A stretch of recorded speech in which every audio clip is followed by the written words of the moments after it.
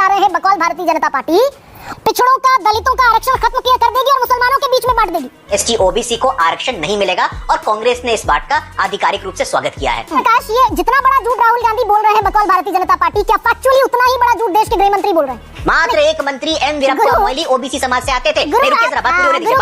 गांधी जी के संविधान को आरएसएस के लोग और बीजेपी खत्म करने में लगे हैं। इस देश में अगर ये संविधान खत्म करने की प्रक्रिया नहीं तो क्या क्रॉनी कैपिटलिस्ट बैठ करके महाराष्ट्र की सरकार बनवाएंगे? ये आरक्षण खत्म करने की साजिश है, मोदी की गारंटी आरक्षण खत्म करने की। ने सीधे दलितों का आरक्षण खत्म कर दिया, यूनिवर्सिटी का जिक्र किया आपने, जामिया मिलिया से आपने खत्म कर दिया। सबसे ज्यादा संविधान संशोधन इंदिरा गांधी ने किया इस देश में। दोस्तों, स्वागत है आपका। आप देख रहे हैं द भारत डिबेट। दोस्तों, जैसा कि आप लोग को पता है कि कभी कभी मौसम के बदलने से भी अच्छे व्यक्ति का खांसी और जुकाम हो जाता है। ठीक उसी प्रकार आज एंकर गरिमा सिंह के साथ हुआ है और आज गरिमा सिंह जी ने कांग्रेस के प्रवक्ता के बड़ी सख्ती से सवाल किया कि राहुल गांधी नैरेटिव क्यों फैला रहा है कि संविधान को बीजेपी खत्म कर देगा। इतना सुनते ही कांग्रेस के प्रवक्ता सुरेंद्र सिंह राजपूत बौखला गया और न्यूज एंकर गरिमा सिंह पर ही भड़क गया। खैर दोस्तों, डिबेट काफी मजेदार होने वाला है। आपसे अनुरोध है कि वीडियो को अंत तक जरूर देखिएगा।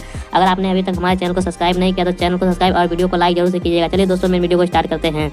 चलिए शुरू करते हैं। झूठ और सच की लड़ाई है, तो ऐसे में गुरु, अगर बीएनएस की धारा 353 राहुल गांधी पर लगनी चाहिए, राहुल गांधी अफवाह फैला रहे हैं, झूठ फैला रहे हैं बकौल भारतीय जनता पार्टी, उतना ही झूठ क्या देश के और माफी के साथ इस देश की जनता से, उतना ही बड़ा झूठ देश के गृह मंत्री अमित शाह भी फैला रहे हैं क्या कि कांग्रेस पिछड़ों का, दलितों का आरक्षण खत्म किया कर देगी और मुसलमानों के बीच में बांट देगी। के कांग्रेस के मुख्यमंत्री हैं श्रीमान रेवंत रेड्डी जी और साथ में गौतम अडानी है, तो ये सेलेक्टिविटी और ये हिपोक्रेसी से बचने की आवश्यकता है। Point number 1।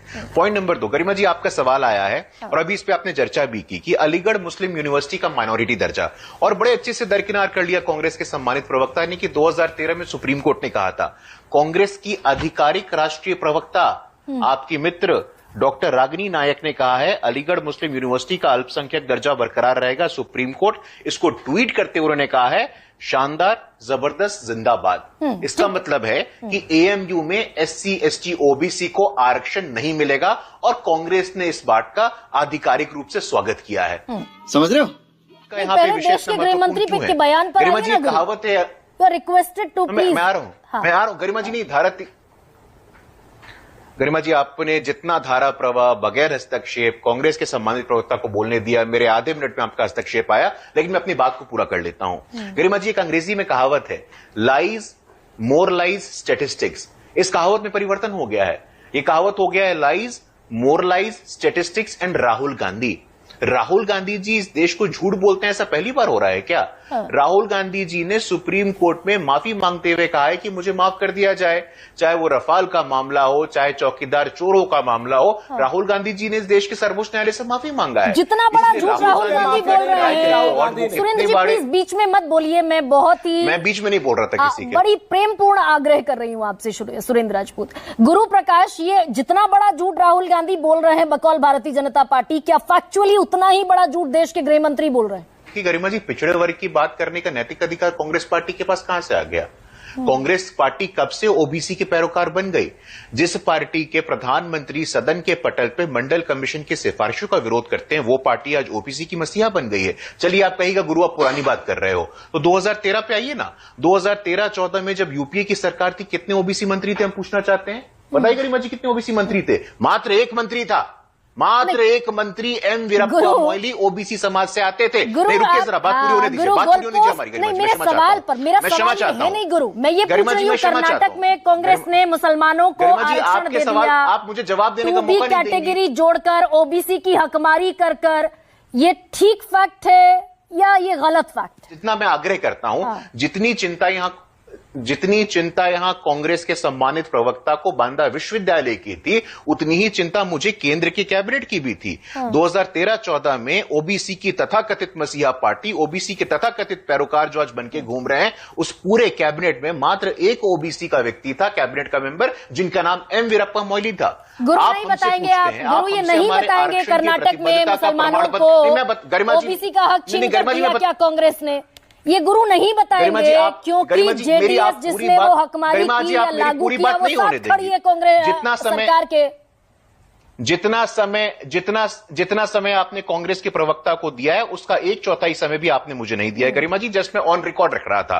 अब आइए कर्नाटक पे, आप कहिएगा टीडीपी के लोग भी वक्फ बोर्ड का समर्थन करते हैं, जनता दल यूनाइटेड के लोग करते हैं। अरे भाई, जेडीएस हो, टीडीपी हो, जेडीयू हो, ये अपनी अलग पार्टी है, इनकी अपनी स्वायत्त मांगे हैं। हमारी जेडीयू के साथ शुरू से असहमति रही है, ये तो लोकतंत्र का हिस्सा है। लेकिन गरिमा जी, आज का विषय जो बहुत ही संवेदनशील है वो आरक्षण के प्रतिबद्धता के प्रति, रिजर्वेशन के प्रति किसका कितना कमिटमेंट है, ये हमें जानने की आवश्यकता है। राहुल गांधी ने यही बयान दिया अभी जो गोंदिया में कहा, वो यही कहा कि अंबेडकर जी के संविधान को, गांधी जी के संविधान को आरएसएस के लोग और बीजेपी खत्म करने में लगे हुए हैं। Work in progress, work in process.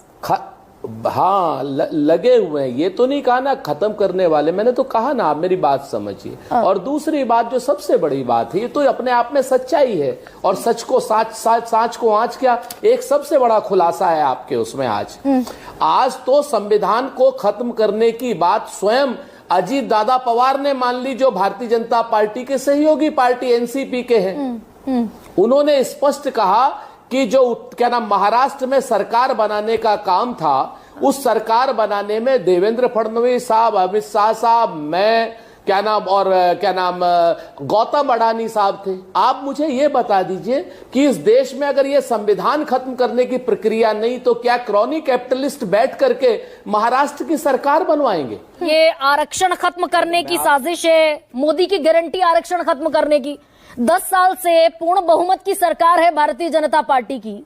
27% OBC का आरक्षण है, 15% एससी का है और 7.5% एसटी का है। कहां खत्म हुआ ओबीसी एससी एसटी का आरक्षण? कहां खत्म हो गया? मैं जिम्मेवारी से कह रहा हूं, 13 पद में अगर आप आरक्षण की बात करती तो 13 में से कम 6 पद जो थे ये आरक्षित वर्ग के होने चाहिए थे, लेकिन 13 में से 12 सिर्फ ठाकुरों को और एक ब्राह्मण को, यानी 13 के 13 अनरिजर्व्ड गए हैं। 69,000 शिक्षक उत्तर प्रदेश में थे। सुप्रीम कोर्ट ने कहा है कि 1.59 या ऐसा ही कुछ परसेंटेज इन्होंने पिछड़ों को दी है। पिछड़ों का 27% आरक्षण नहीं दिया इन्होंने। तो ये मैं नहीं कह रहा हूं, ये सब जगह के ऑब्जर्वेशन है कि Bharatiya Janata party lateral entry के नाम पे हो, उसको कहते हैं बैक करके वो बैकलॉग भरने के नाम पर हो, या भारतीय जनता पार्टी अन्य किसी के नाम पर हो, वो आरक्षण को भी खत्म करना चाहती है। और संविधान को खत्म करने की बात तो मैं नहीं कह रहा, इनके हेगड़े साहब ने कही थी, वो जो अनंत हेगड़े हैं, वो इनके लल्लू सिंह साहब ने कही थी, इनकी जो है ज्योति मिर्धा जी ने कही थी, इनके वो जो भगवान राम का किरदार बनते थे, क्या नाम था उनका, अरुण गोविल, उन्होंने कही थी। तो ये चिंता आरक्षण की सुरेंद्र राजपूत चुनावी है। ये मैं इसलिए ये सवाल पूछ रही हूं, आरक्षण की चिंता मात्र चुनावी है ना कांग्रेस को, कि भाई लोकसभा में सीटें बढ़ गई, 52 से 99 हो गई। 2011 में आप भी यही दलितों का, अगर बीजेपी ने लेटरल एंट्री में आरक्षण खत्म कर दिया, इलाहाबाद हाईकोर्ट ने कह दिया कि 3.86% रह गया ओबीसी का आरक्षण घटकर, 2011 में आपने सीधे दलितों का आरक्षण खत्म कर दिया। यूनिवर्सिटी का जिक्र किया आपने, जामिया मिलिया से आपने खत्म कर दिया, माइनॉरिटी इंस्टीट्यूशन घोषित कर दिया उसे। अरे बाप रे, ये तो धोती खोल रहा है। आप मुझे ये बता दीजिए कि अगर हमसे कोई, मान लीजिए कोई कमी हुई इतिहास में, तो हमारी उस कमी के पीछे भारतीय जनता पार्टी की कमियों को, वर्तमान सरकार की कमियों को क्या निर्लज्जता से छुपाया जाना आवश्यक है, या उससे वो कमियां जो है वो ढक जाती हैं, या उनसे वो कमियां ठीक हो जाती हैं? हम पुरानी बातों पर बहस नहीं करते। मान लीजिए कमी हुई, लेकिन अगर कमी, और दूसरी बात आपने जो संविधान की बात कही, हम चुनावी नारा है, अगर चुनावी नारा, सुनिए ना, बात पूरी सुन लीजिए पहले मेरी पूरी बात, प्लीज पूरी बात सुन लीजिए, कहिए प्लीज पूरी बात सुन लीजिए ना, प्लीज कहिए जी। और जो दूसरी बात मैं कह रहा हूं कि अगर ये हमारा चुनावी नारा होता, तो आप लोकसभा के इलेक्शन के बाद हमने 7 संविधान बचाओ सम्मेलन किए, तब कोई इलेक्शन नहीं था। दिल्ली में भी किया, लखनऊ में भी किया, आगरा में भी किया, हमने हरियाणा में भी किया, कहीं चुनाव नहीं था जब हम लोगों ने सम्मेलन किए। संविधान बचाना हमारी प्राथमिक जिम्मेवारी, संविधान को हम नहीं लुटने देंगे, ना टूटने देंगे। और गुरु प्रकाश पासवान को भी हम चाहेंगे कि अगर ये राजनीति में आते हैं तो भी इन्हें आरक्षण मिले, और गुरु प्रकाश पासवान अगर पढ़ाने जाते हैं, क्योंकि मेरिटोरियस स्टूडेंट है, इनको प्रोफेसरशिप में भी आरक्षण मिले। बांदा यूनिवर्सिटी की तरीके से ना हो कि 13 के 13 अनरिजर्व्ड वर्ग के हो। लेकिन ये यहाँ पर मुद्दा बड़ा गंभीर है। मैं आपसे चाहता हूं, सुरेंद्र जी, अरे भाई, आपने चारों नाम गिनाए, अनंत हेगड़े, ज्योति मिर्धा, लल्लू सिंह और चौथा नाम गिनाया आपने अरुण गोविल का। संविधान संशोधन की बात, ये नैरेटिव ज्यादा एग्जिजरेट कर दिया क्या कांग्रेस ने कि संविधान देश हित में फैसले लेने पड़ेंगे, उसके लिए संवैधानिक बदलाव करने पड़ेंगे। आपने मान लिया संविधान ही बदल देंगे। सबसे ज्यादा संविधान संशोधन इंदिरा गांधी ने किए इस देश में, 29 संविधान संशोधन, उससे संविधान थोड़ी बदल गया। दोस्तों वीडियो को अंत तक देखने के लिए धन्यवाद। आज का ये डिबेट वीडियो आप लोग को कैसा लगा, आप लोग कमेंट सेक्शन में अपनी राय जरूर दे सकते हैं। अगर आप लोगों ने अभी तक हमारे चैनल को सब्सक्राइब नहीं किया, चैनल को सब्सक्राइब और वीडियो को लाइक जरूर से कीजिएगा। चलिए दोस्तों, मिलते हैं कोई और लेटेस्ट डिबेट वीडियो में, तब तक के लिए जय हिंद, जय भारत, वंदे मातरम।